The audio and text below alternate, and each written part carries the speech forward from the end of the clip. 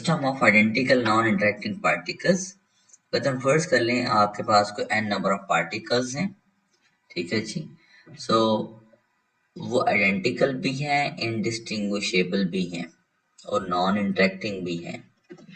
So three properties are combined, non interacting, identical और indistinguishable. ना वो एक दूसरे से इंटरेक्ट कर रहे हैं, वो हैं भी देखने में एक जैसे, और हम उनके दरमियान फर्क भी जाहिर नहीं कर सकते। So the wave function for each particle is, अब उनका जो वेव फंक्शन है वो डिस्क्राइब किया गया है psi alpha 1, psi beta 2, psi gamma 3, so on to psi zeta n। This symbol is zeta. अब इसमें इस वेव फंक्शन में अल्फा बीटा गामा और 1 2 3 क्या है?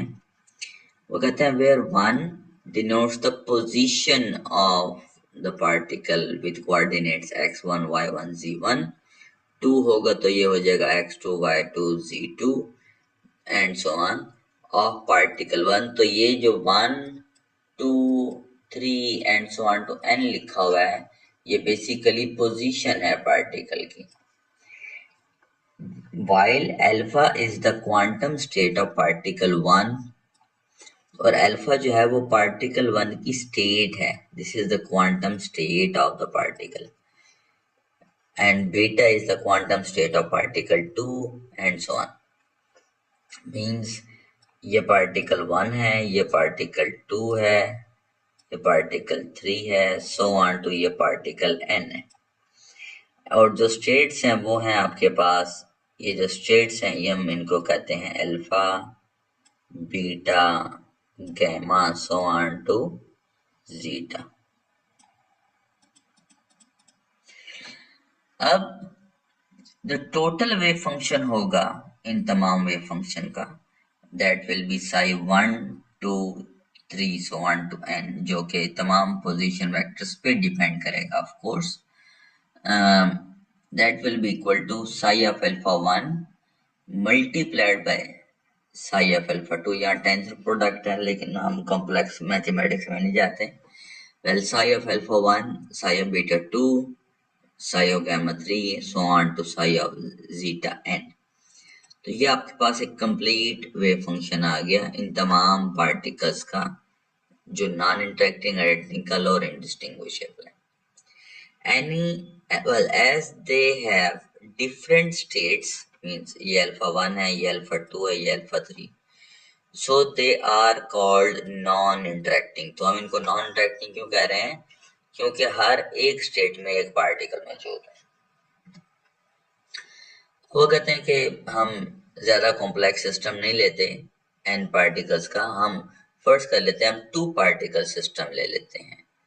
So for a 2 particle system, जो ये टोटल वेव फंक्शन है आपका, ये जस्ट रिड्यूस हो जाएगा Sai of alpha 1 and psi of beta 2 तक, क्योंकि 2 पार्टिकल्स लेने। तो अब जो वेव फंक्शन होगा वो फिर कहलाएगा साई ऑफ अल्फा बीटा। अब टोटल वेव फंक्शन तो सिर्फ 2 का है, तो हम इसको लिखेंगे Sai of alpha beta. Function है 1 और 2 का, ये उनके पोजीशन वेक्टर आ गए, ये उनकी स्टेट्स आ गई alpha beta, will be equal to psi of alpha 1 and psi of beta 2। तो ये 2 पार्टिकल्स के लिए जो है ना हमारे पास ये एक इक्वेशन आ गई है। अब वो करें कि alpha beta 1 2 means that the particle 1 is in state alpha and the particle 2 is in state beta. ये हम पहले भी डिस्कस कर चुके हैं। So if the position of 2 identical particles are interchanged, then the new wave function of the system will be. अब वही बात है, वो कह रहे हैं कि ये एक स्टेट बीटा है, फर्स्ट कर लें इसमें एक पार्टिकल है, और ये एक स्टेट अल्फा है, इसमें भी पार्टिकल है। So this is alpha, this is beta state, लेकिन ये पार्टिकल 1 है, ये पार्टिकल 2 है।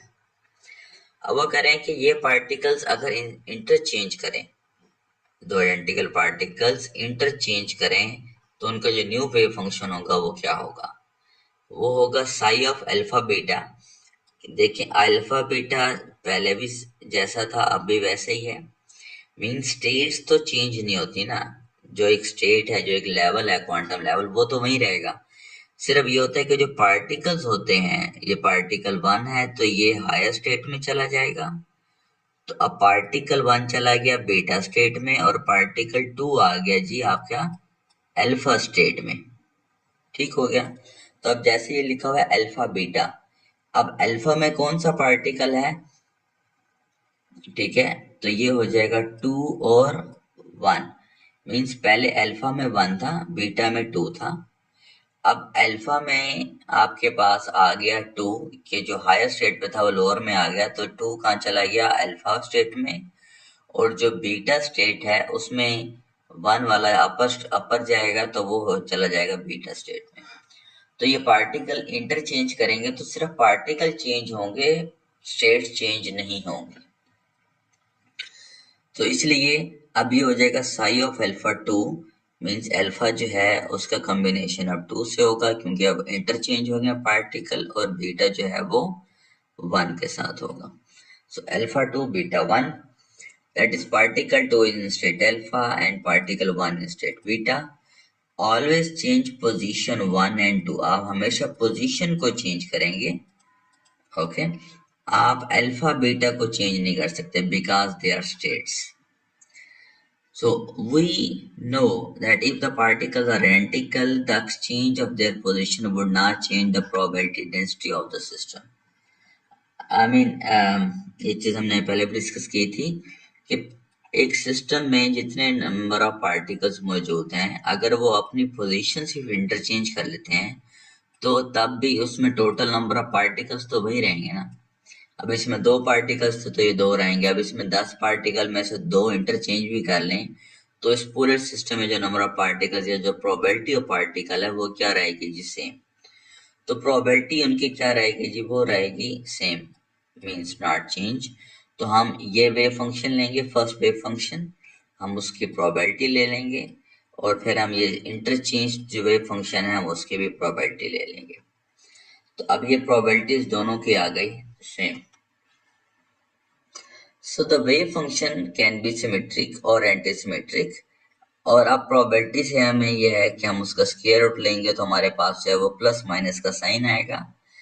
और ये जो चीज है ये हमने पहले भी डिस्क्राइब की है अपने प्रीवियस लेक्चर में, इसका भी मैं यहाँ लिंक दे दूंगा अभी, कि जो प्लस होता है वो सिमेट्रिक को रिप्रेजेंट करता है और जो माइनस होता है वो एंटीसिमेट्रिक वेव फंक्शन को डिस्क्राइब करता है।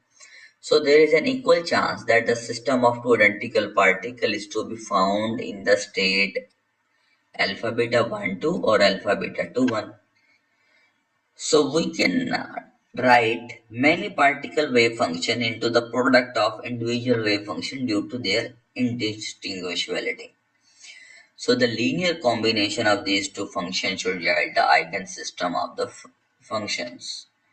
तो इस सिस्टम पे वो कह रहे हैं कि हम क्योंकि 2 पार्टिकल्स हैं और ये दोनों इक्वल चांसेस हैं कि वो इसमें भी हो सकता है इसमें भी हो सकता है, तो उसके लिए जो वेव फंक्शन होगा वो प्रोडक्ट होगा इंडिविजुअल पार्टिकल का। तो वो वेव फंक्शन कैसे लिखना है, अब हम इन 2 पार्टिकल्स का जो सिमेट्रिक और एंटीसिमेट्रिक वेव फंक्शन है उसको डिस्क्राइब करेंगे separately, which will be discussed in our next lecture.